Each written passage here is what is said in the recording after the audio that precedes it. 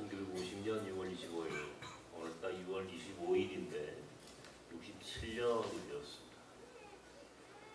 그러나 이 전쟁은 끝나지 않았죠. 아직도 우리 안에 이 전쟁의 유산이 그대로 흘러가고 있습니다.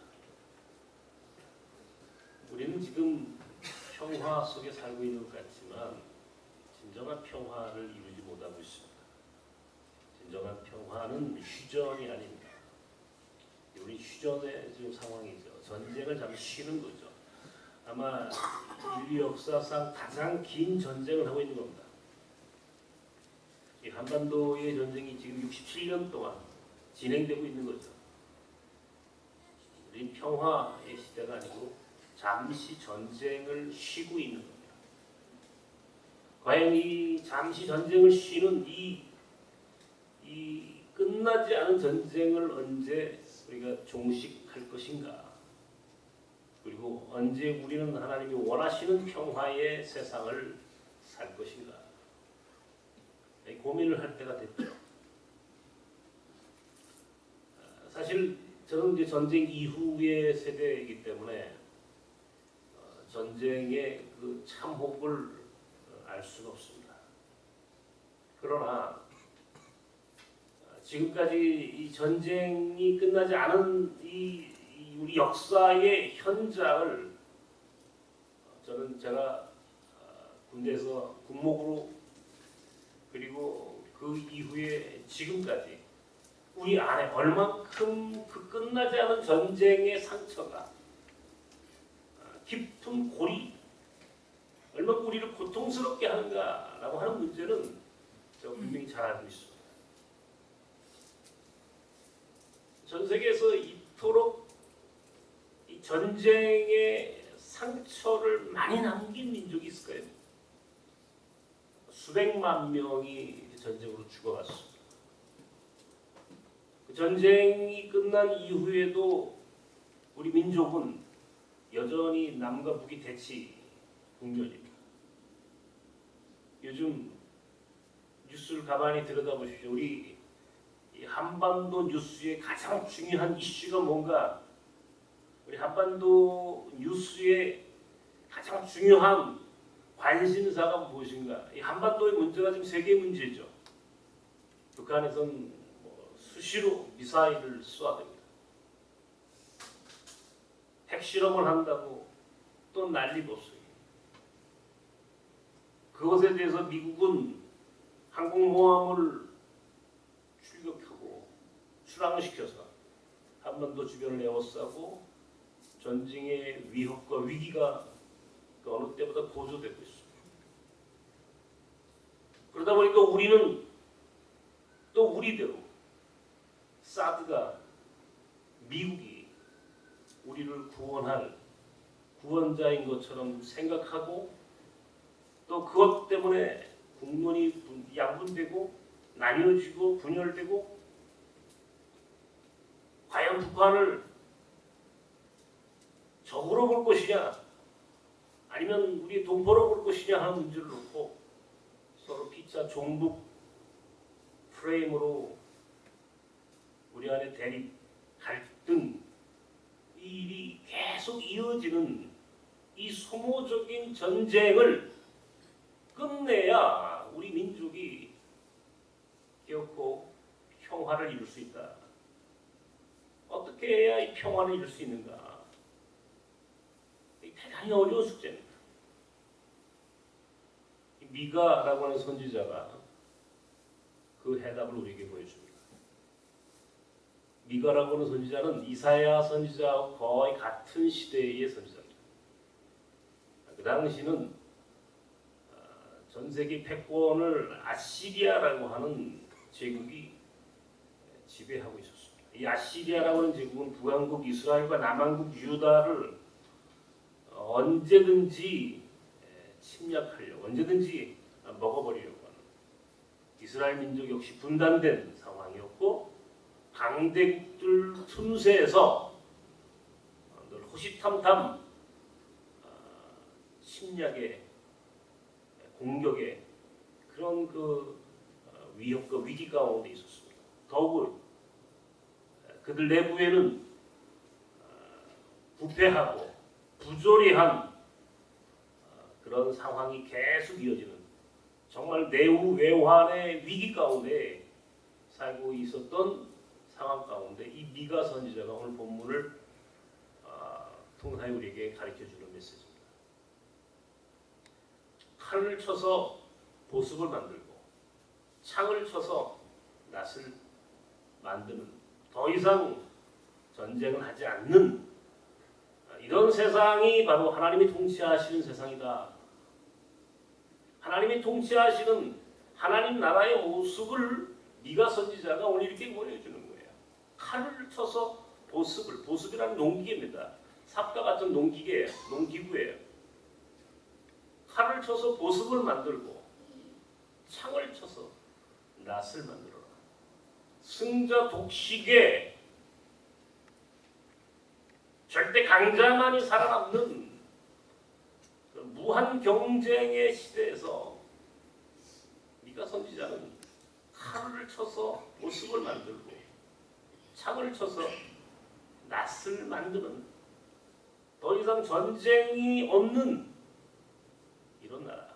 다시 말하면 하나님의 나라는 힘으로 통치되는 나라가 아니라 평화로 통치되는 나라다. 이 이야기를 계속해서 이어주고 있는 겁니다. 이 미가의 이야기를 받아 이사야도 또한 하나님의 나라를 동일하게 선포합니다. 과연 힘, 칼, 창, 무기 이게 우리를 평화롭게 할 것이냐? 아니라는 거예요. 칼을 쳐서 보습을 만들고 창을 쳐서 낫을 만드는 농사를 짓는 사람의 먹을 것을 해결하는 농기계를 만드는 것이 이것이 하나님 나라의 모습이다. 힘으로 폭력으로 전쟁으로가 아니라 사랑과 평화로 하나님이 통치하시는 새로운 세상을 보여주고 있습니다. 적어도 우리 그리스도인들이라고 한다면 우리는 이 세상 사람들이 누가 뭐라고 해도 우리가 이야기해야 할 것은 평화예요. 평화. 이게 우리의 철학이 되어야 하고 이것이 우리의 신앙이 되어야 하는 거예요. 왜 우리가 간혹 우리 신앙인들도 우리 교회도 이런 예수 그리스도 하나님이 우리에게 원하시는 이 모습들을 우리도 이거 잊어버리고 살아갈 때 너무 많아요. 예수님이 제자들이 있지 않습니까? 예수님이 12제자가 있습니다. 12제자가 그냥 엮어진 게 아니에요. 그냥 그 12명의 제자가 그냥 이 조합된 게 아닙니다. 굉장히 다양한 사람들이 예수님의 제자들 가운데 있었어요. 그들 가운데 다양한 사람들이 있지만 그들 가운데 특별히 젤롯이라고 하는 그 당시 로마의 식민 지배에서 이스라엘 민족이 독립해야 되겠다.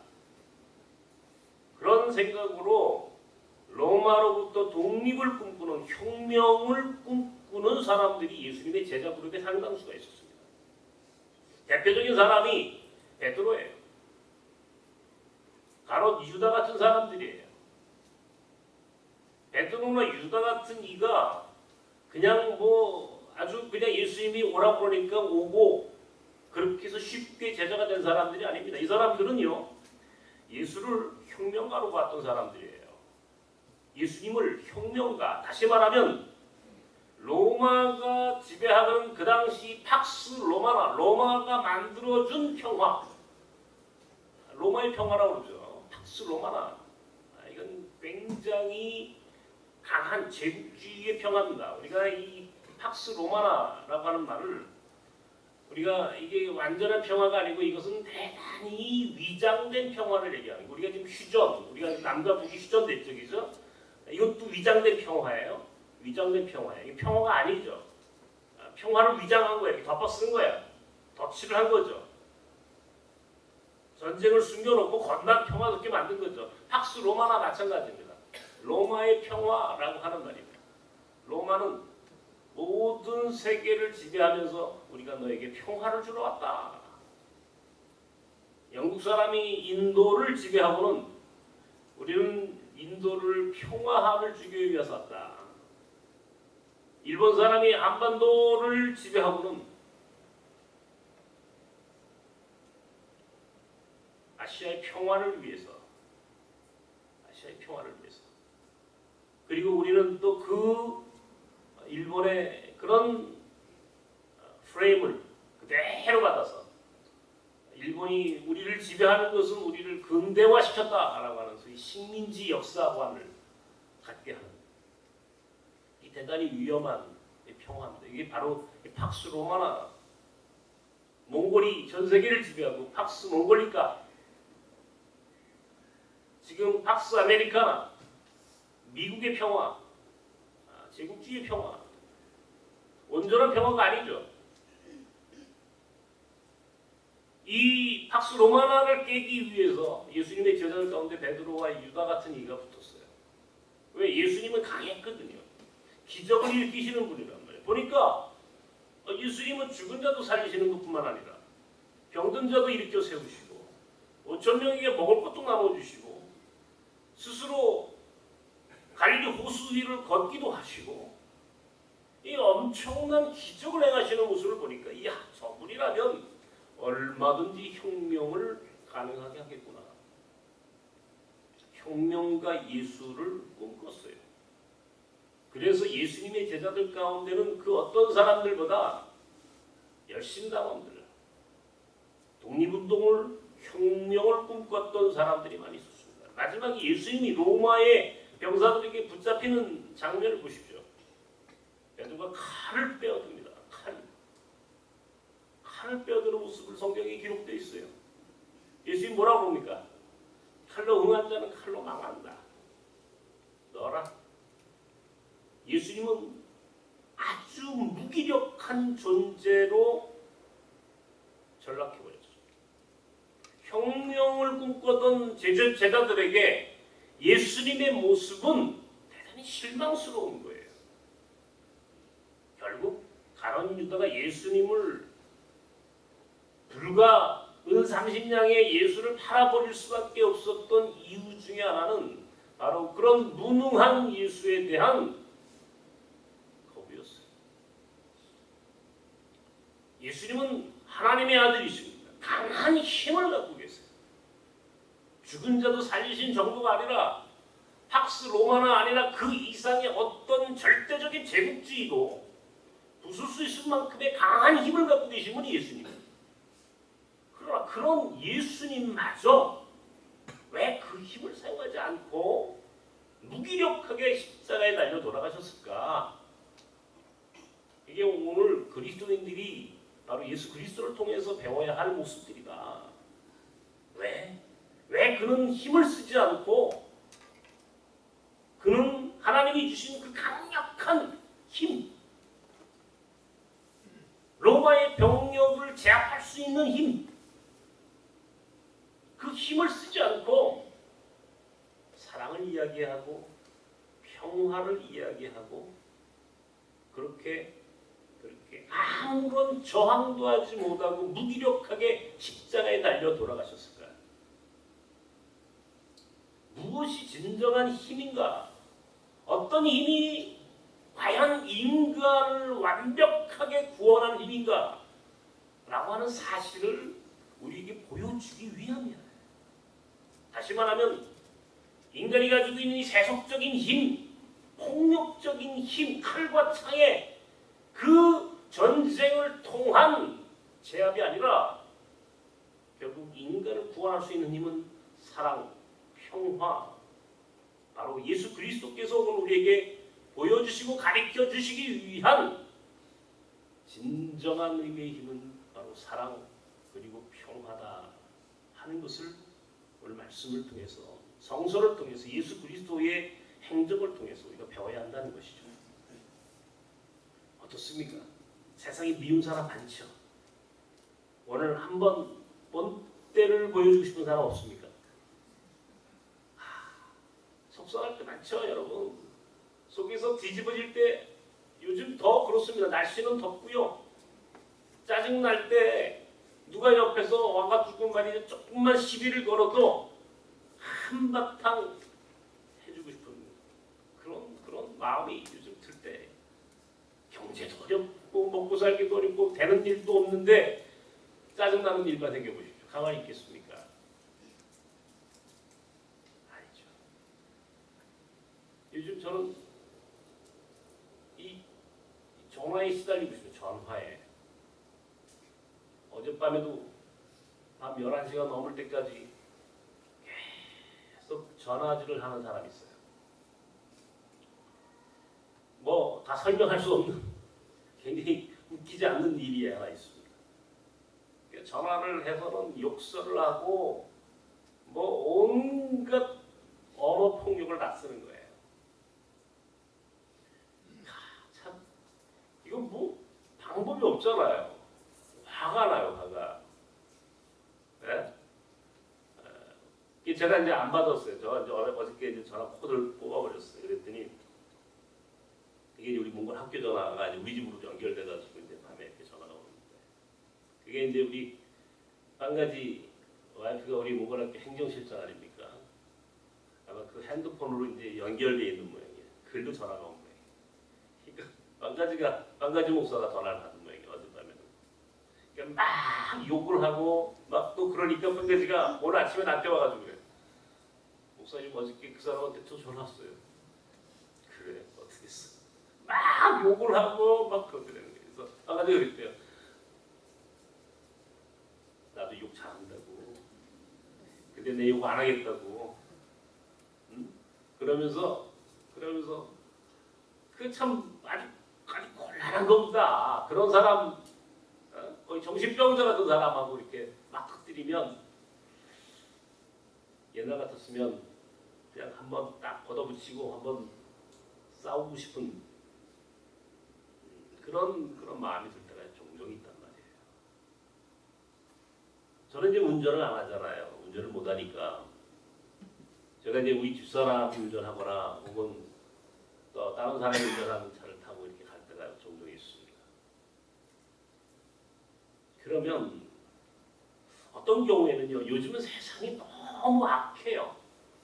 악해서 이 젊은 사람들도 위아래가 없어요. 무섭죠, 정말 그죠? 젊은 사람들이 이게 위아래가 없는 세상이에요. 어른이 없어요, 이 대한민국에 지금. 자기가 주는 힘, 그 힘이라는 게 뭐예요? 힘, 주먹. 이 힘 하나 믿고 뭐 나이고 뭐고 관계가 없어요. 뭐 지나가다 막 욕설을 하고 창문 열고 이렇게 보면요. 아주 그냥 뭐 민망할 정도로 폭력적인 사람들을 수도 없이 봅니다. 이야, 이게 세상이 이렇게 악해가는구나. 도저히 막 화가 날 때가 있어요. 제가 정말 그런 사람들 보면은 가서 그냥 한 때려주고 싶어요. 제가 옛날이라 봐야 뭐 그렇습니다만 제가 어렸을 때 싸움 좀 했습니다. 여러분들은 제가 싸움을 테니까 지금 비웃고 계신데 저는 사실 제가 싸움을 많이 하진 않아요. 저는 싸움을 많이 해본 적은 없습니다만은 싸움을 해서 맞아본 적은 없어요. 네? 싸움도 기술이다. 이게 뭐냐면 싸움을 잘하는 방법은요 두 가지입니다. 맷집이 좋든지 아니면 먼저 때리고 도망가든지 둘 중에 하나죠. 저는 맷집이 좋은지 안 좋은지 모릅니다. 왜냐면 맞아본 적이 없으니까. 저는 먼저 치고 도망가는 스타일입니다. 이게 제가 옛날에 그가 얼마나 제가 착하죠. 네? 물론 내가 굉장히 착한 사람입니다만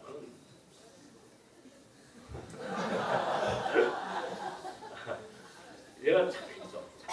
네, 옛날에 착했습니다. 근데 화가 나면 제가 못 참아요. 제가 굉장히 제가 이 정의로운 기질이 있습니다. 정말로 제가 이 착하다가도 확 돌아서면 그리고 그거 아니다 싶으면 그건 누구든 간에 저는 딱 맞짱을 뜹니다. 그래서 끝까지 끝을 봐야 되는 거예요. 설사 강하다 그러면 더 저하고 덤벼드는 그런 스타일이에요. 근데 참 인생이 묘해서 제가 이제 눈이 안 보이게 되지 않습니까? 이게 눈이 안 보이기 시작을 하고 눈이 이제 완전히 시력을 잃고 난 이후에 어떤 증상이 생겼느냐면 힘이라고 하는 것이 아예 없어졌어요. 아니 힘이 없는 것 자체가 아니라 힘이 있어도 쓸 수 없어요. 여러분 이게 엄청난 변화입니다. 힘이 있어도 힘을 쓸 수 없게 만들었어요. 저는 삼손을 생각해봤습니다. 성경에 삼손이라는 사람이 가장 힘을 많이 썼던 사람의 대명사예요. 가장 강한 힘을 가지고 있는 사람이죠. 그죠? 그러니까 블레셋 민족을 그냥 막 한 번에 수백 명씩 죽일 수 있는 그런 능력 있는 힘 있는 그런 사람이었어요. 그런데 그가 머리를 감고 눈알이 뽑히고 난 이후에 그러면 아무런 힘도 쓸 수 없어요. 이 눈이라고 하는 게 이게 인간에게 있어서 이게 힘의 원천이구나라고 하는 생각을 제가 해요. 사람이 눈으로 째려보고 눈으로 이게 딱 보면서 사람을 이제 제압하는 건데 눈이 안 보인다라고 하는 거는요. 사람을 제압하는 게 아니라 내가 이미 내 안에 있는 힘이 정말 무기력하다, 무능하다라고 하는 좌절감에 쑥 빠져나와요. 그래서 옛날 같았으면 우리 집사람이 운전하다가 누군가에게 모멸감을 당할 만한 그런 이야기를 들으면 제가 참지 못하고 그냥 벌컥 하고 제가 했을 텐데 이제는요 아무 소리를 못 들은 채 혹이 들었더라도 여보 우리가 참고 가야지 그렇게 스스로 제가 꼬리를 내려버려요. 제가 종종 저 자신에 대해서 왜 하나님이 내 눈을 가지고 하셨을까 그런 생각을 해보거든요. 결국은 내 안에 있는 분노, 내 안에 있는 혈기를 하나님이 가져가셨구나 하는 생각이 들어요. 그게 한편 하나님께 대단히 원망할 때도 있지만 또 한편 굉장히 감사합니다. 왜냐면요. 내가 힘을 갖고 내가 그 힘으로 누군가에게 폭력적인 대응을 한다라고 해가지고 문제가 해결되지 않는다는 사실을 우리는 알잖아요. 그런데 그 순간을 참아내지 못해요. 인간이라는 존재는 자기가 가지고 있는 힘을 쓰려고 하는 욕구가 있어요. 그래서 자꾸 힘을 키우려고 하는 거예요. 인간이. 강해지려고 하는 거예요. 왜? 누군가에게 억울함을 당하지 않으려고. 이에는 이, 눈에는 눈이라고 하는 대결에 대비해서 강한 인생만이 살아남는다는 이 적자생존의 무한 경쟁의 시대에 우리가 익숙해지기 위한 유전자가 우리 스스로를 강한 존재가 되도록 자꾸 우리 안에서 우리를 만드는 것. 이것이 인간에게 욕망이고 이것이 탐욕이에요. 왜 우리가 돈을 많이 가지려고 하고 왜 우리가 이 세상에서 권력을 가지려고 하고 왜 우리가 몸이 커져 힘이 강한 사람이 되려고 하느냐 말이에요. 그것은 누군가를 제압하기 위해서예요. 그런데 하나님은 나를 완전히 가장 미미한 존재가 되게 만들었어요. 나는 2살, 3살짜리 아이와 싸워도 이길 수 없을 만큼 약한 존재가 되고 말았어요. 그리고 나서 나는 알았어요. 하나님이 원하는 것은 평화다. 하나님이 원하는 것은 내게 내 육신의 고통을 통해서 가르쳐 주신 진리는 내가 힘을 갖는 인생이 아니라 내가 평화를 추구하는 인생이 되기를 원하시는구나. 평화의 기도라고 하는 유명한 시가 있습니다. 선 프란시스의 시죠. 주여 나를 평화의 도구로 써주소서. 아주 오래전에 제가 이 찬양을 참 좋아했었습니다. 주여 나를 평화의 도구로 써주소서. 잊었어요. 근데 갑자기 제가 무기력해지면서 더 이상 힘을 쓸 수 없는 존재가 되고 난 이후에 나는 이 평화의 도구가 되게 평화의 도구로 써주십시오라고 했던 이 아름다운 시의 의미를 제가 알게 됐어요. 하나님이 원하는 것은, 예수께서 우리에게 원하는 것은 힘쓰는 사람이 아니라 사랑과 평화를 시연하는 평화의 사도가 되기를 원한다는 겁니다. 저는요, 제가 군목 시절을 참 소중한 제 인생의 굉장히 중요한 시절로 저는 기억을 합니다. 저 불과 군대 생활 40개월밖에 안 했거든요. 그런데도 불구하고 제 군목 시절이 저에게는 제 인생에 있어서 거의 엄청난 영향을 끼친 그런 시간이었습니다. 저는 제가 훈련도 받고 다 하지만요, 제가 가장 군목이 군종장교라고 하는 그 제 위치가 좋았던 이유 중에 하나가 뭐냐면 나는 총이 없는 군인이었어요. 총이 없는 군인 보셨어요? 군인이 총이 없는 사람이 있습니까? 없어요. 다 있어요. 군의관도 총이 있고요. 군 법무관도 총이 있습니다. 군의관도 총이 있고 군 법무관도 총이 있는데 유일하게 군목은 총이 없어요. 우리에겐 총을 지급하지 않아요. 목사들은 총이 없어요. 성경책만 들고 다녀요. 계급은 중위 2급장을 나가지고 한 번은 말이죠. 오늘 우리 기도하신 우리 신전남 장로님입니다. 우리 장로님이 저와의 관계를 잘 모르시겠지만 우리 장로님은 제가 군목 시절에 만난 분이에요. 근데 군을 가니까 우리 김대훈 장로 정보창모, 정보과장, 신전남 장로 작전과장이에요. 소령을 날고 전방부대에서 두 분이 참모 중에 아주 강한, 특별히 신점장 장모님은요 작전과장. 근데 한 번은 어떤 일이 벌어졌냐면 연대 훈련이 벌어졌어요. 연대 훈련. 난 연대 군목이니까 연대 훈련을 RCT라고 그러는데 이제 상급 부대에서 이제 그 연대의 소위 그 힘이 연대의 그 작전 능력과 그런 군사력이 어느 정도인가 하는 것을 이제 측정하는 이제 시험을 보게 되는 거예요. 근데 그 주무 참모가 작전과장이에요. 신장모님이 작전 참모가 주무과장이야. 모든 걸 다 저 양반이 책임지는 거예요. 그러니까 저 양반이 이 연대 측정을 잘 끝내야 되는 입장이에요. 연대장이 있고 지휘관들한테 쭉 이 계급이 있으니까 거기서 인정을 받으려면 이 연대 측정을 잘 소화하고 좋은 평가를 받아야만이 되는 거예요. 모든 그 부대의 모든 관심이 이제 그 RCT 연대 훈련 측정에 쫙 집중돼. 연대장부터 완전히 딱 신경이 곤두서가지고. 그러니까 주무 참모인 우리 신장로님이 하루는 나한테 연락이 왔어요. 뭐라고 하냐면 목사님도 이번에 시험을 보십시오. 무슨 시험이요? 모든 장교는 다 시험을 봐야 되는 거예요. 이제 뭘 제대로 이 군사에 대한 군사 지식을 다 가지고 있는지 이제 그 시험을 다 보라는 거예요. 훈련에 참가하라 이게.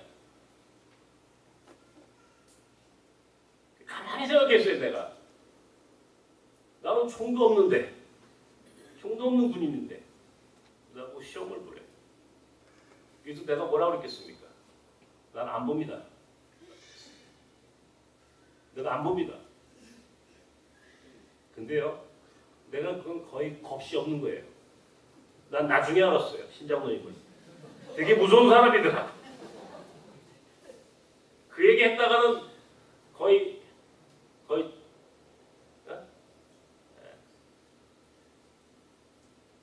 가만히 안 놨을 거예요. 딴 사람 같았습니다. 근데 내가 지금 이제 내가 우리 신장노임 만난 지 30년이 됐는데 30년 전의 이야기를 오늘 굳이 하는 이유는 그때 신장노님이 나를 때리지 않았어요. 소력이 죽이 때릴 수 있잖아. 그죠? 나는 시험 못 봐요. 왜요? 내가 아는 게 있어요. 시험을 보죠. 난 군사에 대해서 아는 게 하나도 없는데 왜 나보고 시험 보라고 그래? 나는 병사들 훈련 나가면 사탕 들고 나가고 커피 타가지고 빵 들고 난 위문하고 난 그게 내 책임이라고 생각하는데 나 뭐 군사 시험 보면 뭐 할 거냐고. 난 총도 없는 군인인데. 그러니까 난 못해요. 그 이제 하지 말라고 그러더라고요. 그래서 우리 교회 장로가 됐습니다. 그때 나한테 환불했다가는 내가 장로 됐겠어요 지금? 에? 그때 참 우리 신장모님이 지혜로운 분이에요. 그 양반이 성격이 굉장히 강하신 분이거든요. 지금은 이 블루베리 따느라고 다 죽었지만은 블루베리 따면서 다 성질 죽였지만 얘네는 안 그랬어요. 참 재밌는 에피소드가 그때 생각이 나는데 이야 그래 그렇게 살았구나. 제가 신병교육대 군목을 하는데 집총을 거부하는 병사들이 종종 있어요. 총을 들기 거부하는 아이들이 있어요. 젊은 아이들 가운데. 그러면 집총을 거부하면 보안부대에서 연락이 옵니다. 목사님 총 안 드는 아이가 있습니다. 상담 좀 해주십시오. 그럼 내가 또 내려가면은 딱 보면은 여호와의 증인이에요. 여호와의 증인 출신 아이들은 총을 들지 않습니다. 나는 뭐 그 아이들이 어떤 이유로 총을 안 드는지 뭐 늘 그 아이들하고 만나서 이야기하고 상담을 했으니까 많은 병사들이 그렇게 군에 들어온 많은 이 젊은 청년들이 집총을 거부하니까 총 들기를 거부하니까 결국 그 아이들은 나중에 육군 형무소 육군 교도소로 다 보내집니다. 방법이 없어요. 방법이 없어요. 나는 그 아이들이 잘했다고 생각하지 않습니다. 그러나 또 한편 나는 이해는 할 수 있겠더라고요. 이게 신앙이라고 한다면 그것이 그 젊은 친구들이 가지고 있는 신앙이라고 한다면 이것이 나는 이해는 할 수 있겠다. 솔직하게 나는 그 아이들하고 이야기를 하면서 어떤 경우에는 물론 교회와 국가, 종교와 신앙과 국가라고 하는 대단히 중요한 신학적 주제가 그 안에 있지만 그러나 신앙이라고 하는 것이 어쩌면 이렇게라도 자기 인생을 희생하면서까지도 총을 들지 않게 할 수 있겠구나. 나는 솔직히 그때 이후로 그 아이들에게 대체 복무를 시켜줘야 한다고 주장하는 사람입니다. 물론 그것을 악용하는 사람들을 위해서는 피하기 위해서는 거기에 대한 분명한 또 다른 옵션이 있어야 되겠지만 그런 일들도 경험해봤어요. 힘은 또 다른 힘을 만들어야 합니다. 아마 우리는 어쩌면 솔직하게 미국이 북한에 가서 미사일 기지나 핵시설을 한 번에 번쩍 외과 수술하듯이 공격해서 완전히 제거해버리면 좋겠다라고 생각하는 사람들이 있을 겁니다. 어쩌면 우리 그리스도인들 가운데서도 그런 사람이 있을 수가 있어요. 그러나 과연 그렇게 해서 문제가 해결될 거라고 생각하십니까? 그렇게 해서 우리에게 진정한 평화가 올 거라고 생각하십니까? 그것은 우리의 짧은 단견이에요. 진정한 평화는 칼이나 창으로 그 어떤 이 세상의 강력한 무기로도 우리에게 진정한 평화를 가져다 주지 못합니다. 우리에게 진정한 평화는 예수 그리스도를 인정하는, 예수 그리스도를 믿는 믿음 가운데 진정한 샬롬이 주어진다는 것을 알아야만 합니다. 이 세상에 어떤 위장된 평화도 하나님이 주시려고 하는 절대적인 샬롬의 평화를 대체할 수 없어요. 그러므로 오늘 미가서에 칼을 쳐서 보습을 만들고 창을 쳐서 낫을 만들어라. 이것이 진리입니다. 힘들어도 우리는 그 일을 실천하며 살아야 할 사람들이에요. 저는 지난 한 주간 동안 가장 기분 좋은 뉴스가 탈원전의 시대를 선포한 겁니다. 원자력 발전이라고 하는 이게 굉장히 인간이 탐욕스러운 인간이 만들어 놓은 작품입니다. 이 원전이라고 하는 게 결코 저비용이 아니에요. 대단한 비용이 들어갑니다. 여러분 이걸 잘 알고 계셔야 돼요. 원자력 이 원전이라고 하는 것이 아주 굉장히 싸니까 우리가 그것에 의존하고 있는 것처럼 보이지만 실은 어마어마한 비용이 들어간다는 걸 아십니까? 인간이 탐욕으로 만들어진 이런 잘못된 에너지, 나 이걸 빨리 시장해야 한다. 신재생의 에너지로 빨리 돌려야 한다. 제가 오늘 광고 시간에 말씀드렸어요. 여러분 불편해도 우리는 한국전력 전기를 최소화 써야 합니다. 최소한으로만 한국전력 전기를 써야지 우리가 전기세가 싸다고 전기세 극값 넘은 전기세 그런 얘기 절대 하시면 안 돼요. 돈이 문제가 아니에요. 결코 돈으로 인생을 안락하고 편안하게 살기를 꿈꾼다면 그것은 대단히 단세포적인 인생입니다. 불편해도 조금은 불편해도 하나님이 주시는 은혜로 산다. 조금은 불편해도 평화를 위한 인생을 살겠다. 이런 생활 규칙을 갖고 우리가 살아야 하는 거예요. 그러므로 원자력이니 사드니 우리가 그렇게 이 세상 사람들이 이야기하는 그런 힘에 의존하는 인생이 아니라 예수 그리스도께서 우리에게 보여주신 사랑의 힘, 평화의 능력으로 우리가 우리의 인생을 그렇게 살아보려고 만들 때에 비로소 우리 조국이 6.25의 그 긴 전쟁의 끝을 이루고 하나님의 나라를 완성하는 복된 민족이 될 줄로 믿습니다. 불편해도 당장 눈앞에 있는 힘으로 제압하고 싶어도 참고 기다리면서